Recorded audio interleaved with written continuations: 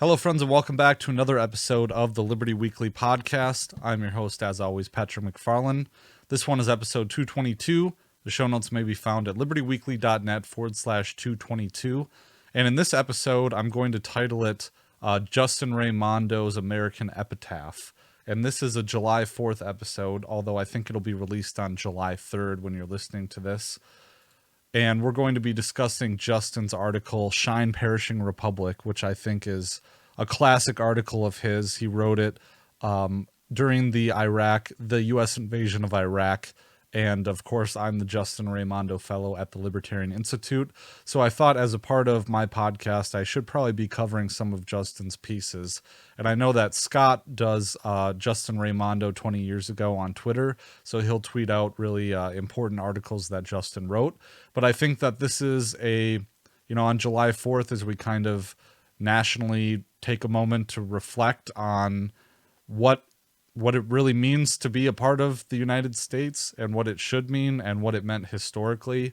Although, to be the autistic libertarian, I really think about every July 4th, I think about the principles that this country was founded on and how far that we've fallen from those principles. But one thing that Justin brings up that I think is really important is that, and I've talked about this too, in my podcast, in the back archives, for those of you who have listened for a long time, I've talked about how the United States, it's funny because our commitment to free market capitalism and to liberty has really been something that paradoxically has supercharged the state, the United States, because the state is it's a leech, it's a parasitic organization. Well, the healthier that the host is, the more supercharged the state can be, is more of a working theory that I've had for quite some time. So we're going to talk about how the cloak of human rights and the cloak of liberty and the bastardization of those American ideals are something that allows the United States empire to really prosecute its wars abroad, because it cloaks itself in that liberty and justice. But also, the commitment to economic free markets is something that supercharges the state's ability to wage war, and the Federal Reserve as well. So before we get started here, I want to remind everyone that I am the Justin Raimondo Fellow at the Libertarian Institute. I put out a piece this week because July 1st was the 106-year anniversary of the beginning of the Battle of the Somme in World War I. So I wrote a piece kind of commemorating that and reflecting on the current situation in Ukraine and how similar it is to World War I, and an excellent piece that I read at Responsible Statecraft the other day that came out on yesterday. July 1st was yesterday as of this recording. So go ahead and go on over to libertarianinstitute.org/Patrick. And I also wanted to remind everyone that this episode is brought to you by my membership website. All of the members on Patreon and at the membership website, there's maybe about 30 or 40 of you now. I really appreciate you guys. I've just been really humbled and astounded by the amount of people that have been signing up for the website. If you sign up, we just had our first premium live stream on Thursday night with Kyle Anzalone and Connor Freeman. So premium members at $5 a month were able to log in and see that, and to see the recording as well. So notice went out. I'll be doing that the third Thursday of every month. Also, I teamed up with Mises Pieces to get some merch. Go to libertyweekly.net/merch to get Liberty Weekly merch. And that also includes these awesome die-cast stickers that I got. And a design that we worked on together, Stop or Dissolve NATO, is this one too that I've been mentioning. So we got the die-cast sticker of that, but you can also get it on a bunch of merch. There's a Stop Dissolve NATO design, and I have a t-shirt. My samples came, so I have a whole bunch of samples, but I left the t-shirt upstairs and I was too lazy to go grab it before I started recording. So use promo code LW10 to get 10% off and to tell Mises Pieces that I sent you. Okay, also for the membership website, libertyweekly.club will get you there, and you can sign up. there's a subscribe button here in the top corner, or you can sign up for that email list for free. You don't have to pay. You will get I do free posts of my articles and some other blogs as well. So without further ado, let's kind of dive into Murray Rothbard's Conceived in Liberty, because I think he, in Conceived in Liberty, Rothbard really went through, exhaustively as a pet project. He went through the history of the early colonial times, and then also went through the American Revolution and the New Republic in Volume 5 that was finished a couple years ago at the Mises Institute and released. But you can get Conceived in Liberty in full for free on the Mises Institute website.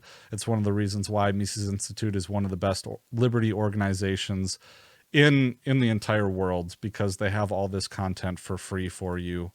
And it's just a completely invaluable resource. So if we go to what Rothbard writes on Conceived in Liberty, he describes kind of what the Declaration of Independence was, and the reasons why it was written and the principles behind it. So there's a bit of history here. I don't want to get too bogged down in the actual how it was ratified and passed. But so the resolution, he writes, I'll just read it. On June 7th, in happy obedience to the instructions resolved by Virginia, on May 15th, Richard Henry Lee submitted to the Continental Congress a momentous resolution for the independence of the United Colonies. So Richard Henry Lee follows the May 15th directions of Virginia, and on June 7th, he submits a resolution for the independence of the United Colonies. So there were three historic affirmations that were a part of this resolution submitted by Richard Henry Lee. First, there was a Declaration of Independence, quote, that these united colonies are and of right ought to be free and independent states, that they are absolved from all allegiance to the British Crown, and that all political connection between them and the state of Great Britain is and ought to be totally dissolved. So that's pretty cool language you got there. And I think one thing to keep in mind is that this process, although it was months and years and maybe even decades in the making, the actual process to draft this resolution only took a month. From May 15th, less than a month, from May 15th to June 7th, the resolution was submitted to the Continental Congress. And the second of the three affirmations, Rothbard writes, one of the great virtues as well as a corollary of independence would be the ability to form alliances with France and other countries in support of the war. So Lee's second resolve affirmed the utility of forming such alliances. Finally, if the colonies were now to be separate and independent states, it was clear that no war, especially no war with a regular army, could be waged unless the states were in some way united, and it was believed that a formal compact of unity was needed to bolster the standing of the Continental Congress, just as a formal government was supposedly needed by each state to replace spontaneous and anarchic rule by organized networks of local communities. Therefore, Lee's third resolution instructed that, quote, a plan of confederation be drawn up and submitted to the separate states.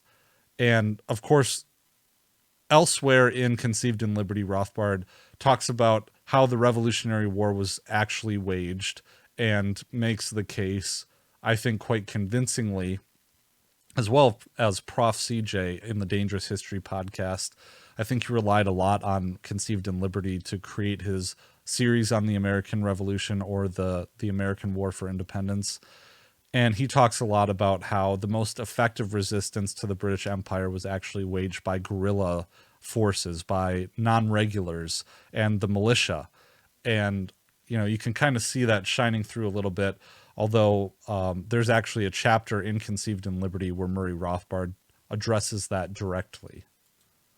So there was a little talk here in the bottom where Rothbard mentions that the conservatives had no objection to confederation per se. Indeed, a strong central government over the colonies had long been a dream of many arch conservatives.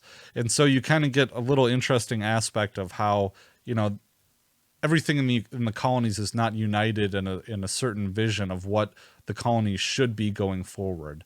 That, of course, there is a spirit of a liberal, liberal in the old sense, but a liberal government or a liberal society based on limited governmental powers. But there are elements that do desire a stronger central government. And indeed, Rothbard mentions that the sticking point for the conservatives was not the prospect of forging alliances, but it was the independence part. And he says this issue polarized opinion and was bitterly fought in the Congress, led by Robert Livingston of New York, James Wilson and John Dickinson of Pennsylvania, Edward Rutledge of South Carolina, who privately blasted the resolution as madness. But in favor of independence were New England, Virginia, Georgia, and John Adams, George White, and Richard Henry Lee, respectively, were the ones who were pressing forward. Adams was exultant, writing to a friend that, quote, "We are in the very midst of a revolution, the most complete, unexpected, and remarkable of any in the history of nations." And then, of course, Rothbard writes that you have your radicals. The committee to draft the Declaration of Independence was appointed on June 11th, 1776. It had an overwhelmingly radical majority: John Adams, Benjamin Franklin, Thomas Jefferson, Roger Sherman. It also included one conservative, Robert R. Livingston. Committees were similarly appointed on Confederation and on a plan for foreign treaties. And indeed, as this process developed, by June 14th, you had the middle colonies joining support for a Declaration of Independence. But the Continental Congress more broadly moved in that direction. Rothbard writes, and this is troubling, that on June 24th, the Continental Congress declared that any American adhering to the enemy king or levying war on his behalf was guilty of treason. In accordance with the resolve, Thomas Hickey, a private in the Continental Army, was hanged by that army for mutiny. So it was on July 2nd that the Independence Resolution came to the floor of Congress. And Rothbard writes, on July 1st, the day before, the Pennsylvania delegation had voted 4-3 against independence, with Benjamin Franklin, John Morton, and surprisingly James Wilson for, and John Dickinson, Charles Humphreys, Robert Morris, and Thomas Willing opposed. The next day, Dickinson and Morris deliberately absented themselves, and Pennsylvania's precarious 3-2 vote for independence made the congressional vote unanimous. The deed was done. The colonies were now separate, free, and independent states, and, as, quote, the United Colonies were now at last informally United States. John Adams, and this is kind of establishing the whole mythos behind it. You see these people really, the Founding Fathers, really aware of what a momentous occasion this was. I mean, these men were incredibly educated and intelligent and knew of the seriousness of history. But as we'll talk about a little bit in the Justin Raimondo piece, you're really kind of getting the mythos of the United States being laid down during this time. Not just like, I don't know, I doubt that, I mean, you get a window into how conscious these people are of exactly what they're doing, but you really need to get a sense of what is real and what isn't, and are they self-aware enough to realize that they're creating a narrative that would probably be broadcast, they think, and John Adams says here, for all eternity. It seems like that they're aware of the importance of what they're doing, but you have to wonder how much of it is trying to cement their own legacies. So John Adams writes, Rothbard writes, John Adams was understandably enraptured at having achieved the goal of years of labor and devotion. A greater issue, he wrote blissfully, quote, perhaps never was nor will be decided among men. The 2nd day of July, 1776, will be the most memorable epoch in the history of America. I am well aware of the toil and bloodshed and treasure that it will cost us to maintain this declaration, yet through all the gloom I can see the rays of ravishing light and glory. And I mean, there's no overstating the importance of the Declaration of Independence and the United States declaring independence from Great Britain. But at the same time, I don't know, I think it's just interesting to try and keep that in mind, knowing how the mythos of the United States has been used to justify the U.S. empire. So the colonies had announced their independence, but only the bare assertion had been made. The Republic of the United States needed a justification, a philosophical explanation and groundwork for the unprecedented act which could inform and inspire the citizenry and the world at large. Heading the committee to frame such a declaration at the age of 33, one of the youngest members of Congress, but already renowned for his brilliant pen, was Thomas Jefferson. The committee presented his draft to Congress on June 28th, and debate ensued in the Committee of the Whole after the approval of Lee's resolution, which was, again, that resolution to declare independence. An amended declaration was approved by Congress on July 4th, leading to the famous day, which is today. I started recording this a few days ago, and now I picked it up again. An amended declaration was approved by Congress on July 4th by the same vote as that 2 days before, and this noble and immortal summation of the philosophy and motivation of the American Revolution was first proclaimed to the public in Philadelphia by local associators on July 8th. Jefferson's aim in drawing up the Declaration of Independence was not originality of principle, but the framing of a succinct, quote, expression of the American mind, of the, quote, sentiments of the day, on the, quote, common sense of the subject.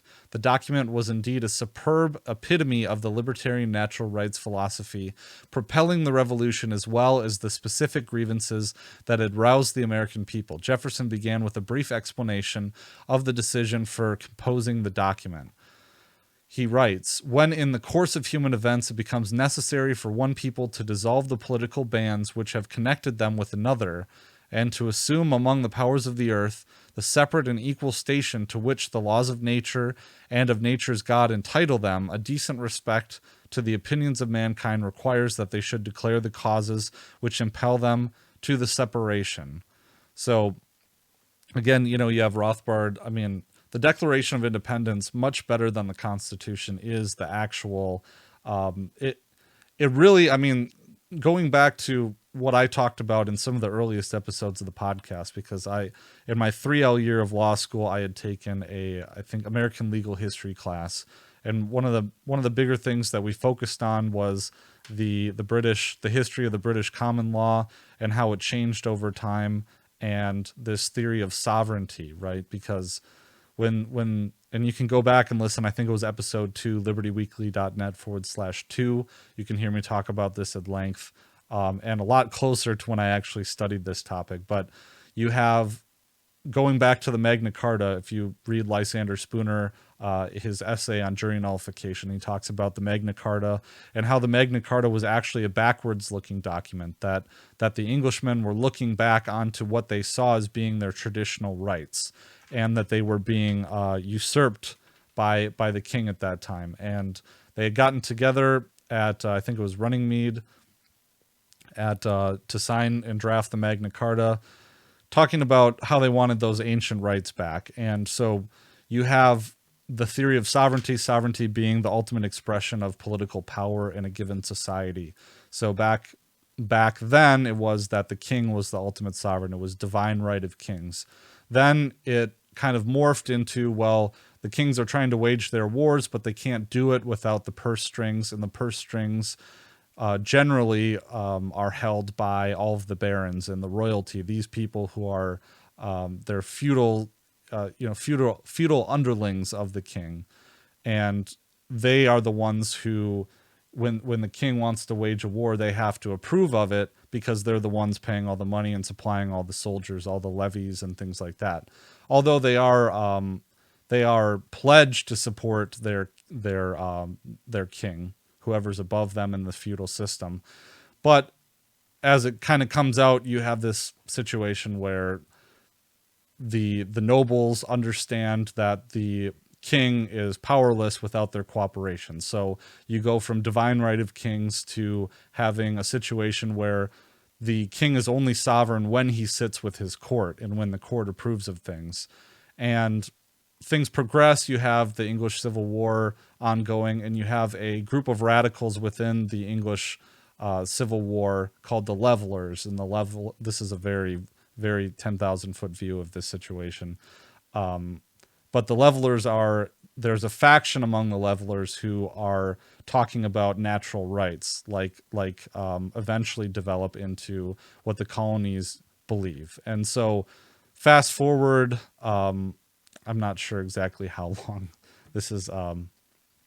So you fast forward a bit and you get to the American Revolution. And at that time, the intellectuals and the founding fathers in the United States are trying to look for some kind of legal argument as to why the colonies should be separate and distinct from Great Britain. And one of the things that they kind of fall on is they're talking about this idea of where the sovereignty in a certain society lies. So again, divine right of kings, to king is sovereign when he sits with his court, to this idea of popular sovereignty, that it's not with, because each time you go down, the king sitting with his court, and then through the English Civil War, you have more of like a body public idea. But each way you go, the king, there's this idea that the king is not the divine power, that he is not the embodiment of God, that in fact God retains ultimate power over the society. And there's certain powers that aren't delegated to the king. And so taking this idea and morphing it into something called popular sovereignty, which really is kind of birthed with the Declaration of Independence, and thus the importance of this document itself. And so you have Thomas Jefferson embodying this libertarian principle very, just maybe the best that's ever written. So after that preamble, in the preamble, he kind of sets the stage right here as to why, where this idea is coming from. He puts it, to assume among the powers of the earth, there's the separate and equal station to which the laws of nature and of nature's God entitle them. A decent, so establishing the fact that the public, it's the people, popular sovereignty, the people who actually maintain all of their liberties, and they come from nature. So Rothbard writes, the natural right to independence and self-government was in turn grounded on a fundamental structure of the natural rights of man.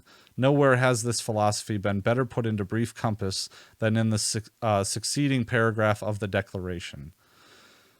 And again, these are famous words. We hold these truths to be self-evident, that all men are created equal, that they are endowed by their Creator with certain unalienable rights, that among these are life, liberty, and the pursuit of happiness, that to secure these rights, governments are instituted among men, deriving their just powers from the consent of the governed.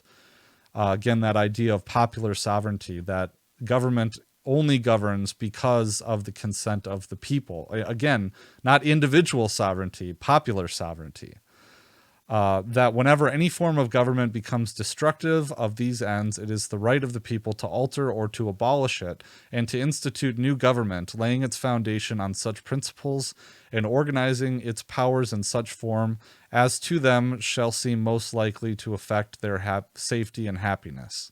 So that very, very famous paragraph right there, one of the greatest summations of libertarian theory in a single paragraph. And I don't really have to belabor this point to you libertarians out there, but this is a very radical paragraph. I mean, legalized rebellion right here, legally justifying rebellion. That whenever any form of government becomes destructive of these ends, it is the right of the people to alter or to abolish it and to institute new government. So here is the quintessence of John Locke and of the 18th century libertarian creed, writes Rothbard. It is axiomatic that all men are endowed by nature with inalienable rights. The proper aim of government, as derived from the consent of the governed, is to secure those rights. Nothing other than this function justifies government's existence. Hence the right of the people to revolt against any government destructive of those aims. Jefferson went on to recognize the habit of mankind to suffer evil government rather than, quote, right themselves by abolishing the forms to which they are accustomed, but a, quote, long train of abuses and usurpations tending towards despotism confronts the people with the duty, let alone the right, to revolt and abolish such government. He then proceeded to list the long train of usurpations, trenchantly summing up the history of the revolutionary struggle since the 7 Years' War, and as he had done in the preamble to the Virginia Constitution, he pinned the responsibility squarely on the ultimate head and governing symbol, the king himself. Rothbard continues, the formulation of Jefferson's philosophical paragraph owed much to George Mason's Virginia Declaration of Rights. Jefferson's draft asserted, as had Mason, that men are endowed with, quote, inherent and inalienable rights. It should also be evident from the context that when Jefferson wrote that, quote, all men are created equal, he did not assert everyone's right to an equal income, and he did not intend the absurdity that everyone is equal in capacity or natural endowments. He meant, in the words of Mason, quote, that all men are by nature equally free and independent. In his original draft, he had written that all men are created equal and independent. In short, man's equality lies in his equal right to liberty. Neither is any profound significance to be read into Jefferson's use of the phrase pursuit of happiness, rather than the more usual property. Mason's original draft of the Virginia Declaration had said that among man's inherent natural rights, quote, are the enjoyment of life and liberty with the means of acquiring and possessing property and pursuing and obtaining happiness and safety. Jefferson, compressing Mason's statement, originally wrote, quote, among which rights are the preservation of among which rights are the preservation of life, liberty, and the pursuit of happiness. In short, the right to pursue happiness includes and implies the right to acquire and possess property. Jefferson knew as well as Mason or the other natural rights theorists of the day that the individual has no natural right to any quantum of property. Rather, his natural right is the equal liberty to acquire and keep property. The Declaration's formulation, therefore, was in no sense a repudiation or weakening of the right to private property.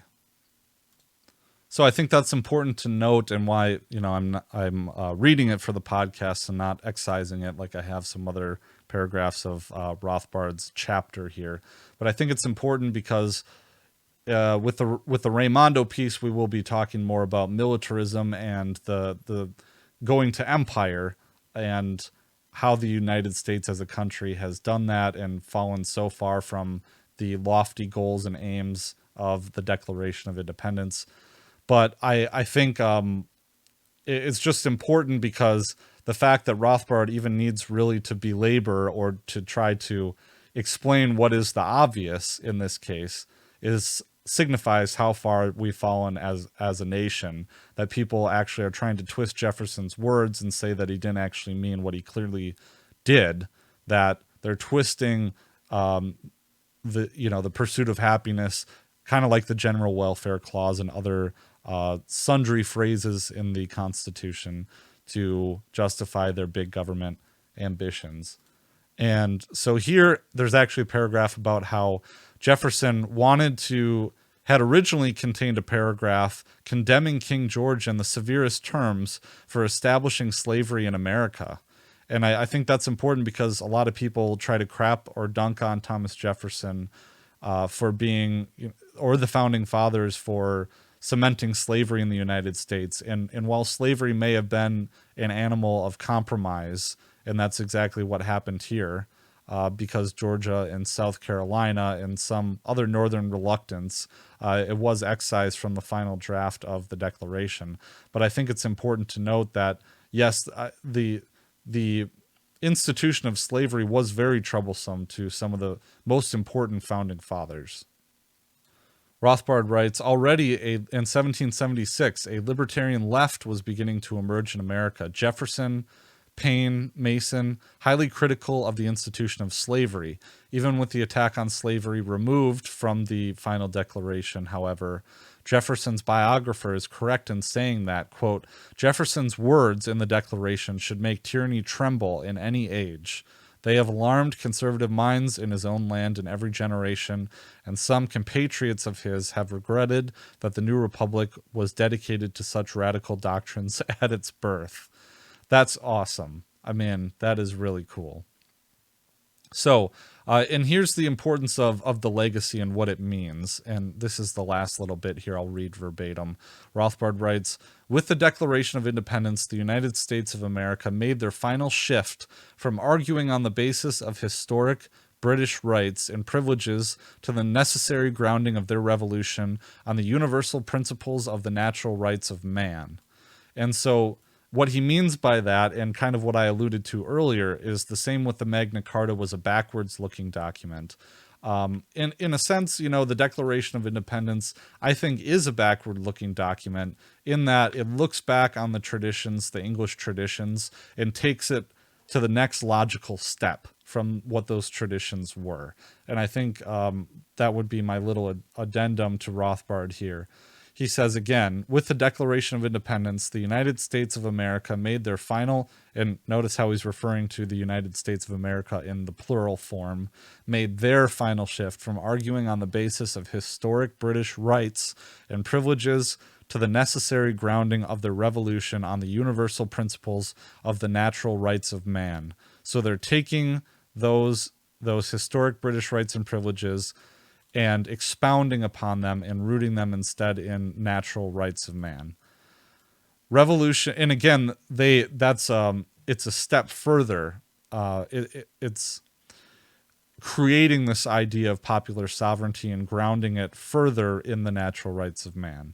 So revolution and independence necessarily went beyond the narrow bounds of an intra-British argument. Now the revolution must justify itself at the bar of the world, and must therefore do so on principles universally applicable. In doing so, this philosophy brought the separate states closer together by providing a common revolutionary ideology. The Declaration was the embodiment of this break with the past. Professor Ariely sums up this development. So before we get into the quote, again, it seems Rothbard is saying that what they needed to do was take their argument out of something that would apply only within Britain, because if you're going to argue against the British government, you would appeal to precedent within Britain or something like that. But instead, Rothbard writes, they needed to appeal to all these other countries that were across the world that were witnessing this, and they had to have a legal basis or some kind of legal argument to convince these other countries that what they're doing was legitimate. So this professor writes, the revolutionary separation from the mother country involved a radical break with the past, the transformation of English subjects into American citizens, and of the rights of Englishmen into the rights of nature. The very strongly developed consciousness of English national traditions and rights had to be reinterpreted by concepts taken from the natural rights philosophy. The fact that the American nation was created by revolutionary separation from the mother country brought about the adoption of rationalistic values and norms. So, that's what Rothbard has to say about the American Revolution and the Declaration of Independence. So I think it's very important to think about this on July 4th. Of course, this is coming out the night of July 4th. But to really reflect on how important the Declaration of Independence is, and to make sure that if you're a libertarian, or if you're not, if you're any American or anyone who believes in the principles of liberty, to understand the importance of that document and the ideas that it represented, that it continues to represent, and to think about it as a yardstick into how far we've come from that to the point that we are now. And there's a lot that's happened in the last, 250 years. But fast forward into 2003, the moment that the United States, the last vestige of the United States as we knew it from the Declaration of Independence, died, with help from the late Justin Raimondo. But again, before we do that, I just want to remind everyone, show notes for this episode, libertyweekly.net/222. Head on over to that to get the show notes. Head on over to libertarianinstitute.org/Patrick. I have a new article out on Friday, 106 years later. The Psalm still echoes, talking about World War I and parallels to the Ukraine crisis, and maybe a little bit of hope going forward. I think that you'll enjoy that one, talking about how the United States military is struggling to recruit people, and it's not, idealism that's causing that. It's actually degeneracy and laziness and criminality. And this podcast is also brought to you by my members over at libertyweekly.club. You can find a lot of my work there, along with bonuses like early access to episodes, preprints of my articles, bonus episodes twice a month, and every third Thursday of the month, I'm doing a premium members-only live stream. I did my first one last week with Kyle Anzalone and Connor Freeman, and I think they'll be joining us regularly unless I get some other guests. So $5 a month will get you there. But if you don't want to be a premium member, sign up for the free version, because every single email has a free segment to it, and there are free emails and posts, so it comes right to your inbox. It's like Substack, except it's a site I actually own and control. And if you want Liberty Weekly merch, go to libertyweekly.net/merch. Use promo code LW10 to get you 10% off, and tell Mises Pieces that I sent you. I got my coffee mug that I left upstairs, so I can't show it on screen. But sweaters, coffee mugs, t-shirts, stickers. I got one sticker, die cut sticker here. They're really awesome. And if you like that Dissolve NATO logo that we developed together, go to libertyweekly.net/NATO, NATO, promo code LW10, get you 10% off. I really like this t-shirt. I've been wearing it a lot. It'd be nice to get a nice Dissolve NATO hoodie and a Dissolve NATO coffee cup. There you go. And a sticker as well, and slap that on something where it'll piss people off. So, all right. Well, without further ado, then, thanks to everyone for your support. I really appreciate it. We got quite a bit of people now in libertyweekly.club, and it's really awesome. Very cool. So, Justin Raimondo piece, Shine Perishing Republic. He writes, kiss the good old USA goodbye and say hello to the American Empire. So again, March 19th, 2003, the day before the U.S. invasion of Iraq. He writes, as the sand in the hourglass runs down and the Grim Reaper gets ready for harvest time in Iraq, I think of the poetry of Robinson Jeffers and of the poet himself, a difficult man, serenely alienated from the world of his time, whose poems echo down through the years like the voice of some forgotten prophet who got it all right, too right. Bitterly opposed to World War II, in describing his president, he wrote of, quote, the cripple's power need of Roosevelt. Jeffers' bitterness was turned into a thing of beauty when he put pen to paper. And this is from his poem. Well, this America settles in the mold of its vulgarity, heavily thickening to empire, and protest, only a bubble in the molten mass, pops and sighs out, and the mass hardens. That's from Shine Perishing Republic, which we posted in its entirety yesterday, because its author seems to have captured this moment in history as if in a dream. Our old republic, once the enemy of kings and contemptuous of empires, is now donning the imperial purple, and soon the accolades for Caesar will fill the air, drowning out all protests in a roar of approval. Americans and Iraqis both will line the bombed-out boulevards of Baghdad shouting, "Hail Caesar!" The America we loved is lost, perhaps forever. That is the meaning of this war. The republic that bound its rulers with the chains of the Constitution and freed the rest of us to live in peace is no more. In its place arises what? For answers I turn to books, Jeffers and Garrett Garrett, to start with the poet and the polemicist. Each were a bit of both, and it was the latter who predicted this day, this hour, half a century ago.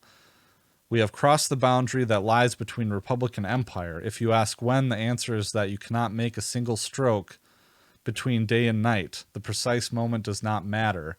There was no painted sign to say, you are now entering Imperium, yet it was a very old road, and the voice of history was saying, whether you know it or not, the act of crossing may be irreversible.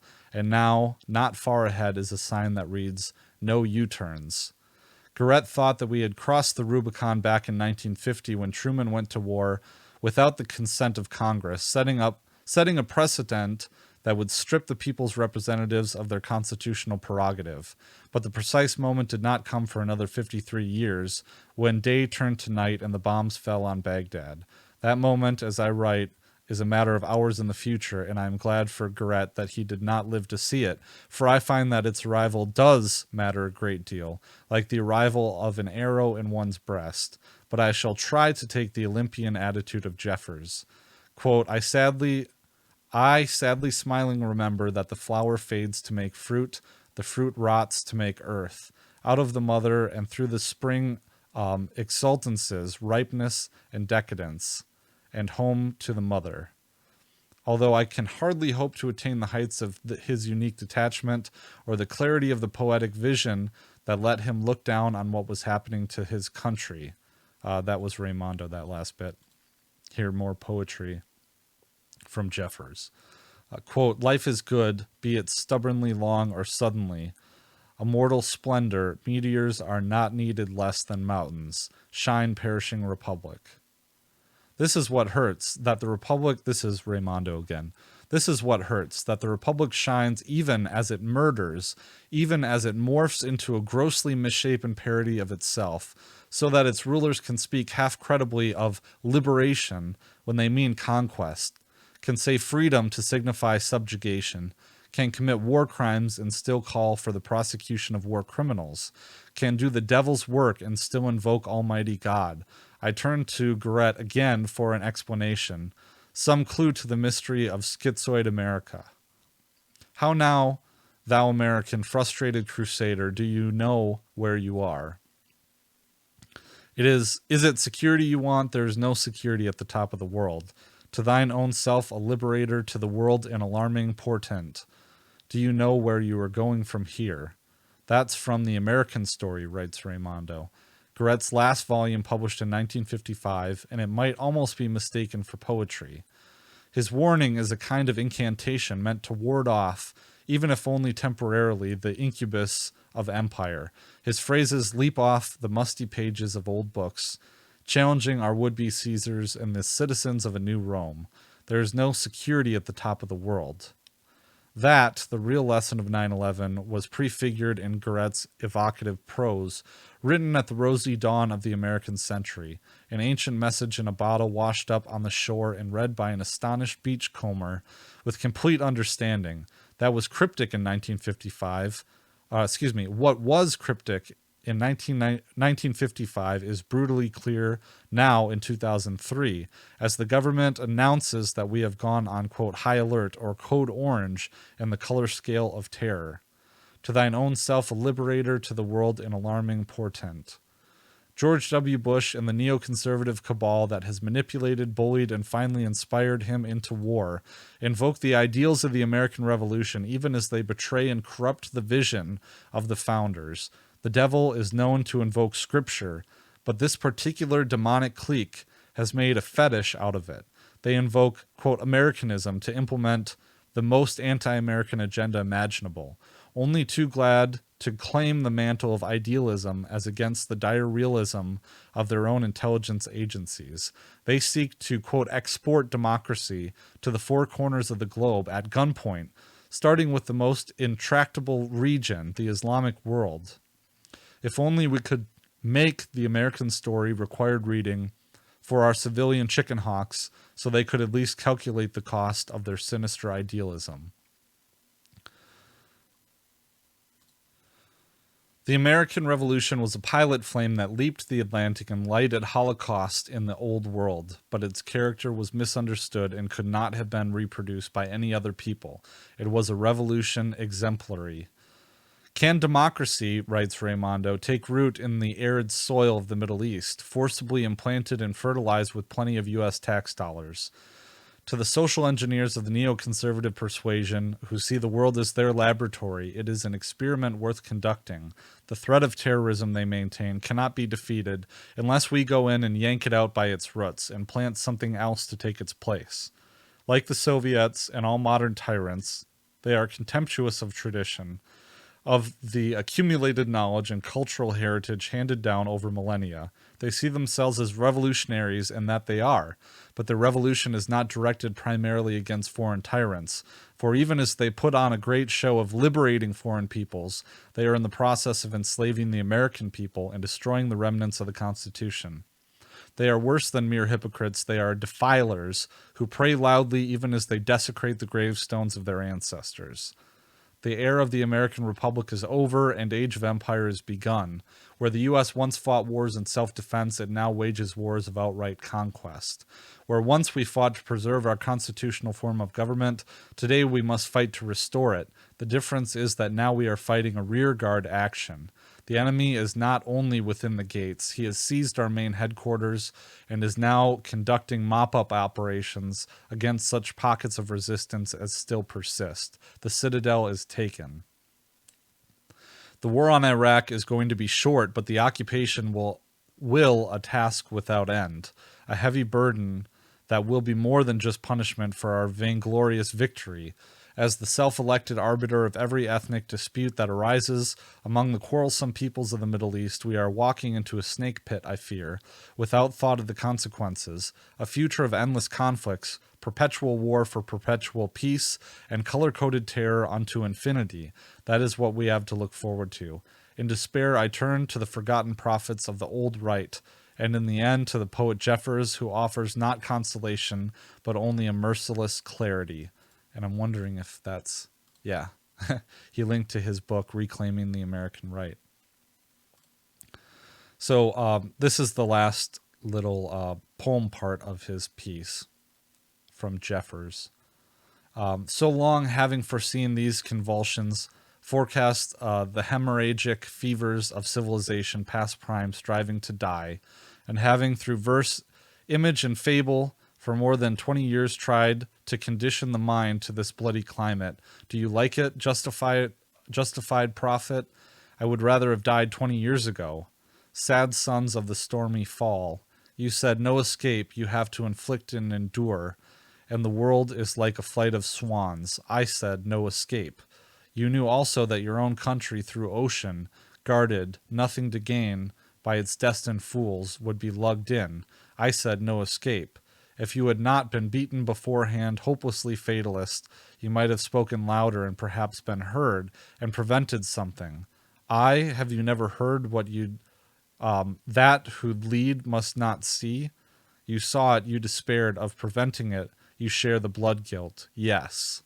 So I think that's pretty powerful, because Jeffers is really grappling here with the Second World War, talking about it's your duty to speak up and try to prevent these things. And now that it's happened, you share some of the blood guilt for having despaired and gotten maybe intimidated and choosing not to speak out. But maybe perhaps if you had spoken out louder before the United States became involved in World War II, maybe then it would have been avoided, but you didn't. Or maybe you didn't do it hard enough. And I think that, of course, Justin being an anti-war writer for a long period of time, but we're just very, I mean, we're lucky to have had him writing at that time, and now to go back, it's an interesting history rereading his pieces from 20 years ago, as you know, as Scott puts them out on Twitter talking about Raimondo 20 years ago. And I did that interview with Scott about Justin and his work, and how Justin's work inspired Scott, and how I'm trying to get the link for you guys to tell you. So it's libertyweekly.net/206, talking about, I interviewed Scott talking about how important Justin's work was. And one thing I mentioned in that interview is that Justin's work is really a pleasure to read because his prose is so good, and just the way that he words things. And it's clear that, yes, Justin was an anti-war writer, political writer, but at the same time, his pieces, and this is what I try to strive for in a lot of my works, is that his pieces are also an art form. It's not just doing an op-ed. It's not just adding your thoughts to the mix or reporting on facts. It's also like a poem in of itself, writing something eloquent to try to capture or bring your own vision to the table of what you're trying to, what you see in the world, and how you're crafting it into a narrative and telling the story. Really, I think that's really what you're doing, is you're telling the story. And that's a lot, frankly, that's a lot of what lawyers do, is they try to tell the story the best way that they can. And I tried to capture that. I'll go into my piece on the Psalm here just as we're closing up. But as an example of this, I wanted to, try to emulate Justin's work in my work. I've done that as a writer my whole life. But to, again, create something that's part art form, but also part opinion piece. And in this, I realized on July 1st, as I was writing this piece, that it was the 106th anniversary of the Battle of the Somme. Started on July 1st, 1916. And it went on for 3.5 months. But the first day of the Battle of the Somme, there were 57,470 British casualties in one day. It's the bloodiest war in the history of the British military. And that's saying something, because, I mean, the British Empire, it's not an empire so much anymore, and it fell violently over a protracted period of time. But it waged wars of empire and conquest across the globe. I think there was a phrase at one point in time, the sun never sets on the British Empire, because they have so much land across the globe that it's always, the sun is always shining on a part of the empire. So I was talking about that piece. 19,240 killed on the first day of the battle. The battle continued for 3.5 months. It would ultimately cost 1,123,907 casualties, including 318,700 killed. And that's 2,260 young boys killed every day for 141 days in one battle, in one of many battles happening during that war.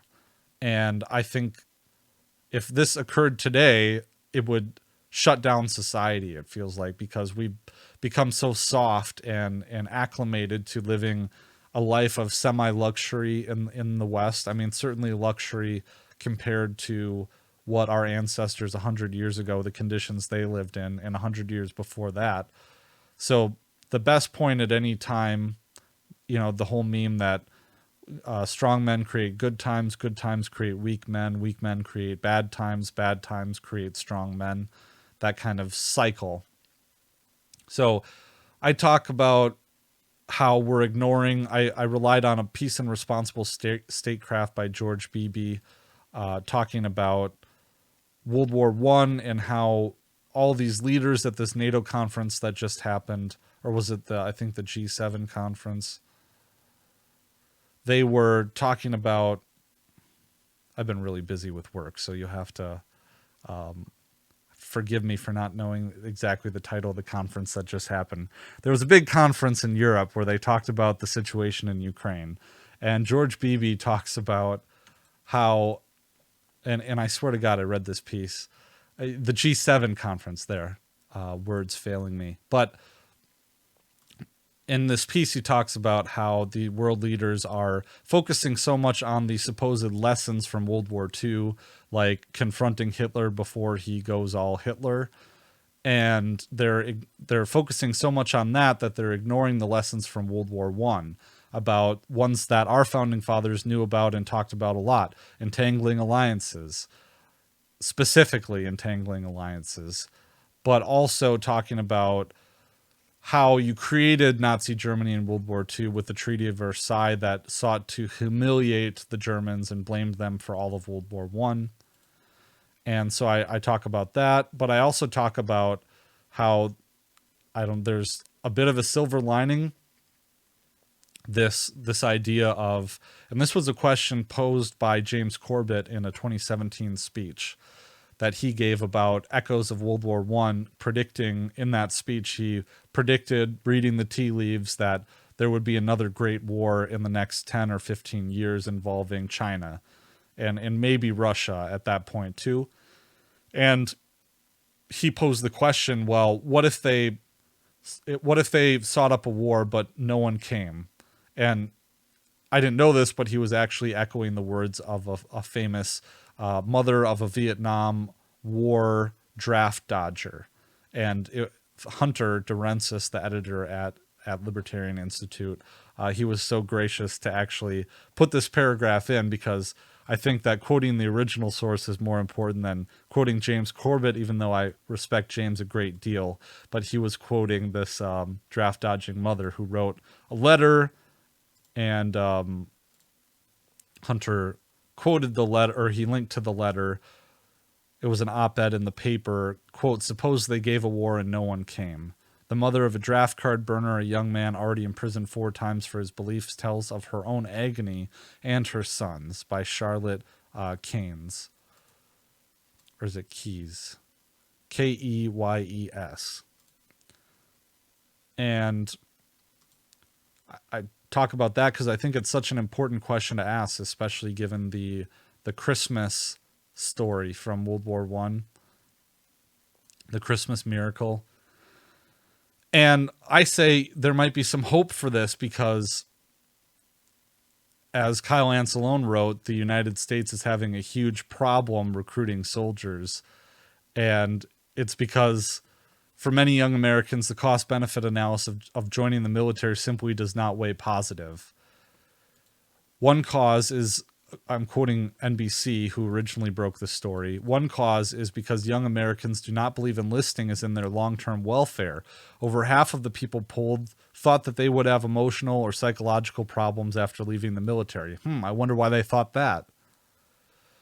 A senior U.S. military official familiar with the recruiting issues told NBC, quote, "They think that they're going to be physically or emotionally broken after serving. I wonder why they think that." I wrote, "Another reason for low recruitment appears to be a decline in the quality of potential recruits." And this is where things get kind of funny. The Pentagon assesses that, and I think I'm quoting Kyle here, the Pentagon assesses that less than a quarter of young Americans meet the Pentagon standards for recruits.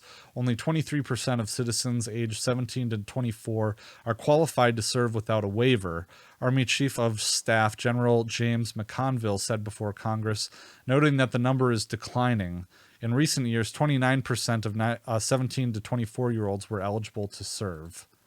So down from 29% of eligible in the age range down to 23% now. NBC noted that, quote, "More young men and women than ever are disqualified for obesity, drug use, or criminal records." The article concludes that the survey sheds light on how both Americans' view of the military and public attitudes could cause recruiting struggles for years to come.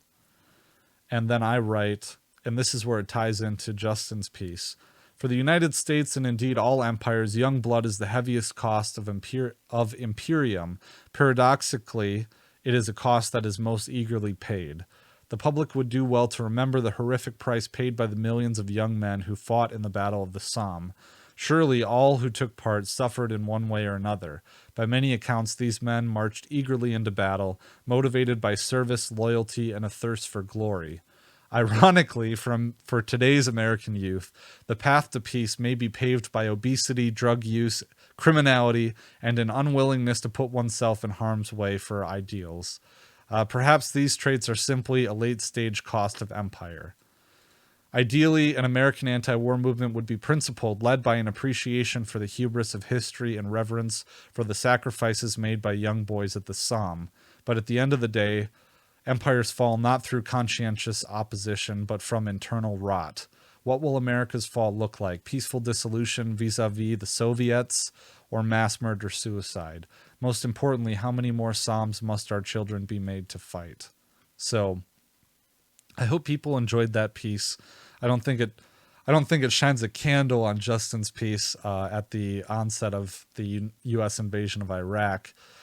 But anyways, I thought that there were some similar themes here, talking about late-stage empire, living through late stage empire, the fall from the lofty ideals of the American, the American Revolution and the Declaration of Independence, but just taking stock over this 4th of July holiday to really think about the original intent of the founders, and of course, not all of them were on the same page, and I don't want to oversimplify history, but looking to the Declaration of Independence and looking to that high lofty ideal, the summation of the libertarian ethos and libertarian theory through John Locke at that time, creating something so special that I think is still special. And you would see reverence if you read through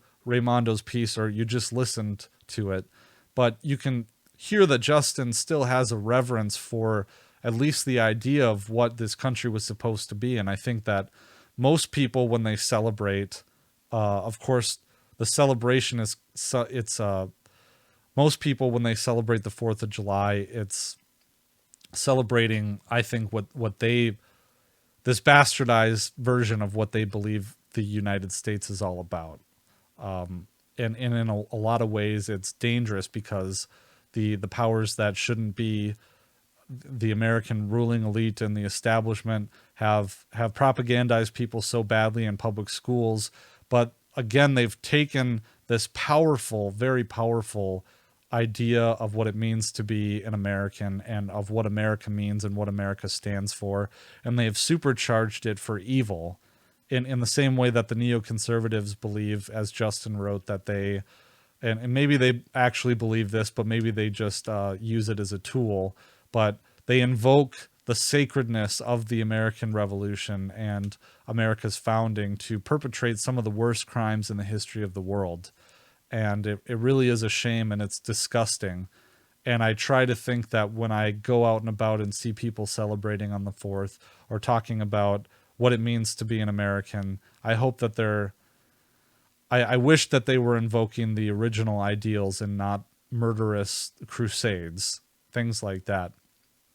And I think it's an interesting inflection point right now as we see the United States trying to grasp and trying to hold on to and maintain its empire. And as empires decline, you get to a very scary point where it's the most dangerous because it's grasping around for, it's the death throes. It's the most unpredictable. And as the United States is kind of leading the charge to maintain NATO supremacy and the unipolar world order, the international rules-based liberal world order, as they like to call it, we were in the most dangerous time. And as Garrett Garrett wrote, there's no U-turn at this point. Once you've passed the point of no return, there's no going back. There's no way to roll this back. And it seems like at the same time that what Raimondo talks about with Jeffers is trying to, and what Raimondo did himself, try to prevent it by speaking out and being as loud as possible about it and leaving everything on the table, trying to prevent the horrible death of the empire. And, there's a reason why Scott and Pete's old show was called The End of the Empire, because we're living in those days.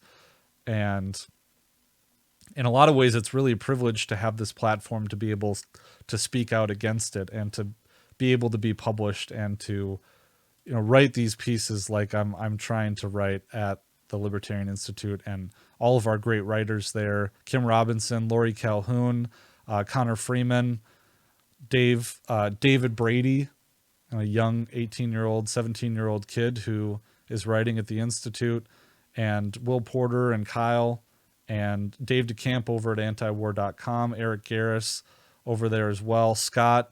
There's so many people out there just trying to speak our piece and leave everything on the table and do anything we can to prevent this. So I'm just grateful to have this platform. I'm grateful that you guys would listen to me and would sign up over at libertyweekly.club and would be willing to support my work. Just is very special, especially as we go through kind of this really difficult and scary kind of time. So really is a privilege to have this platform and be a part of history in a way, speaking out against it. So, all right, that's all I got for this week. I am going to be doing an interview with Adam Fitzgerald next week. Adam, we had a really great episode last time about psyops, and I'm really excited to speak with him again. We're going to be talking about the new kind of the new 9/11 revelations with, I think there was a Saudi, he'll fill us in. I haven't done my background reading yet, but there was some new intelligence that was released. But this is libertyweekly.net/194 for the last episode with Adam. It's one of the most popular ones I've ever done. One of my favorite episodes, PsyOps MK Ultra to Project Bluebird. So go listen to that one in anticipation for my second interview with Adam Fitzgerald next week. And really like Adam. He's a great guy. Looking forward to doing that. So, all right, libertyweekly.club is how you can support this work. libertyweekly.net/merch. And we'll see you next time. Thanks.